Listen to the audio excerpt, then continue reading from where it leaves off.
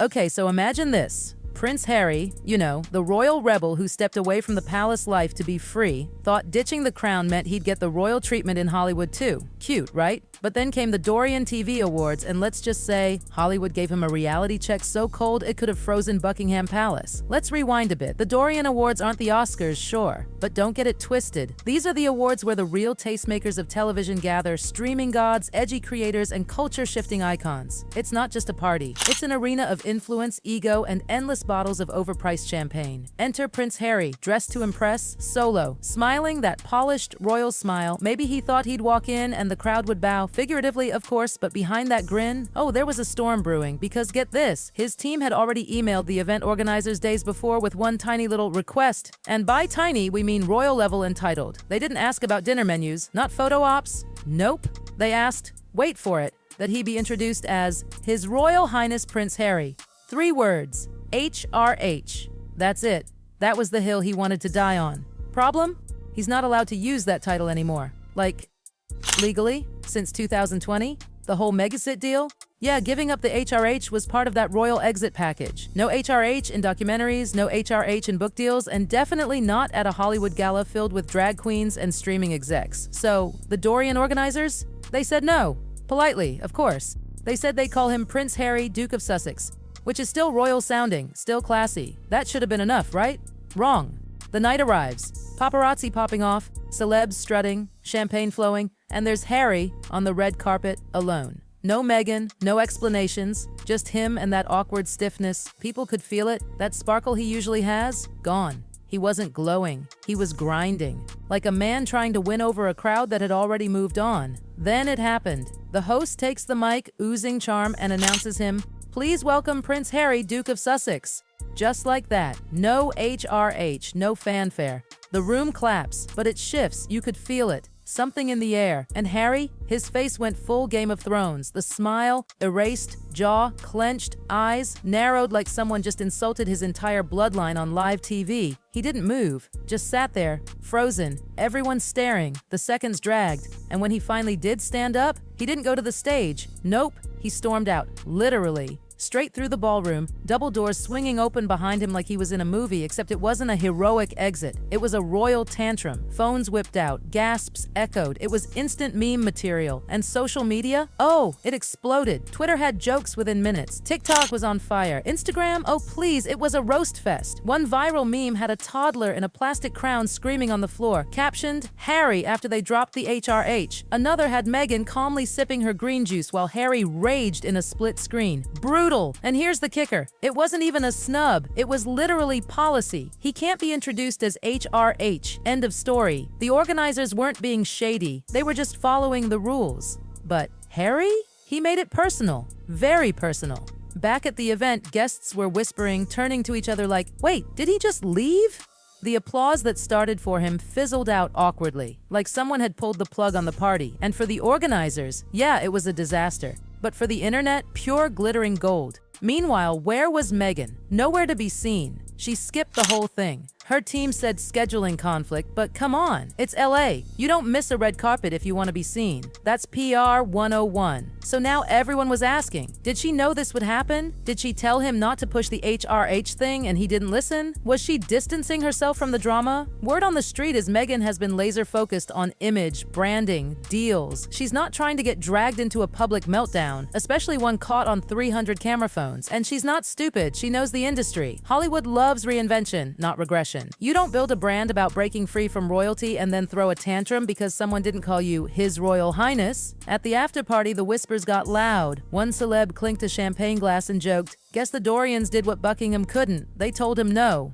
Oof. People laughed, but not in the nice way. The tone had changed. Executives were uneasy. Showrunners, agents, big players, they don't like unpredictability. Not like this. Hollywood loves bold. It loves drama, but it also loves professionalism, stability, control.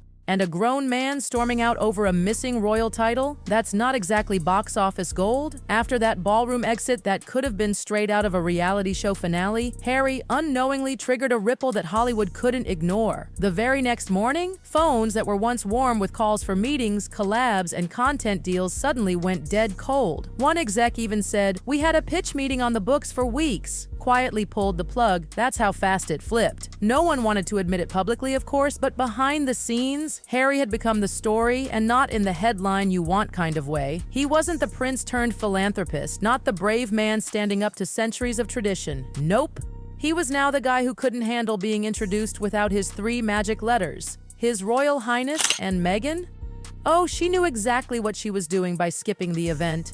While Harry was melting down under the ballroom lights, Meghan was photographed in yoga leggings, calm as ever, stepping out for a green juice like it was just another sunny LA day. The internet couldn't get enough. While Harry breaks down, Meghan's booked and centered. One post read, "The optics? Ruthless. Rumors exploded overnight. Was she trying to separate herself? Protect the brand? Did she warn Harry not to push it and he just ignored her?" Sources close to the couple whispered that Meghan has been growing increasingly frustrated with Harry's obsession with titles. She's been laser-focused on the brand, projects, deals, optics. She knows Hollywood. She knows what plays well. And public tantrums over royal protocol? Not it. Insiders said she viewed the Dorian Awards as an opportunity to network, charm, connect, not to cause a scene.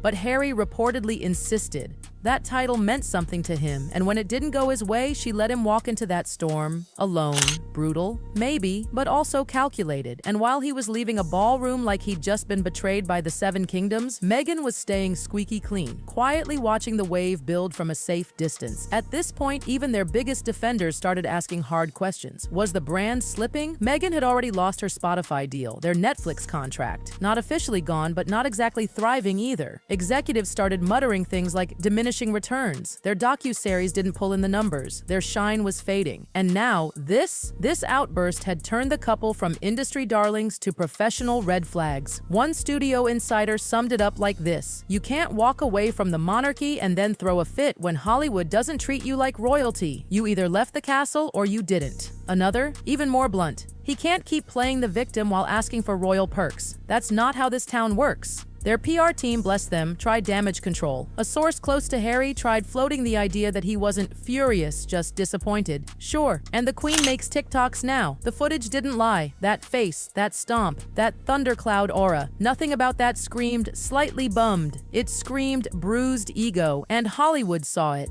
felt it, judged it. For a long time, Harry and Meghan were the ones writing their story. They had Oprah, they had Netflix, they had sympathetic journalists practically fawning over them. But LA isn't a monarchy. It's a machine. And one wrong move, you're out of the spotlight before you even know what happened. Polls started rolling in. Most people sided with the Dorian organizers. The public had heard one too many times about breaking free from the royals, only to watch Harry still chase the crown like a toddler chasing a balloon. The authenticity that once made them so powerful, cracking. And the crack wasn't quiet. It was wide open for everyone to see. Now Meghan's name was trending.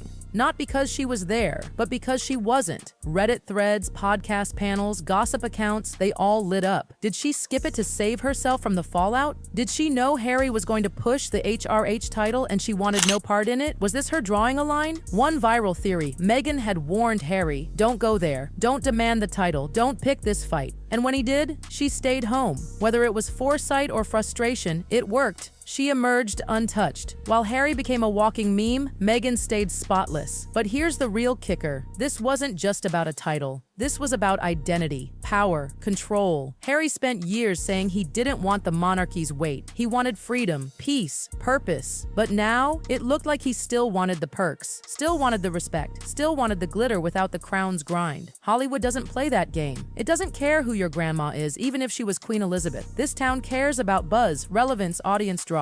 And as brutal as it is, it doesn't crown people. It casts them. Harry walked into that room expecting reverence. Instead, he got a masterclass in how LA really works. If you walk in expecting to be treated like royalty, they'll remind you you're just another name on the guest list. So now the spotlight is still there, waiting. but not for his next demand, not for his next headline. It's waiting to see if Harry finally truly embraces the new identity he left everything to chase, or if he'll keep holding on to a crown that holds no power in the City of Stars. Because the truth is, there are no royal rules in America, just one: stay relevant or get replaced.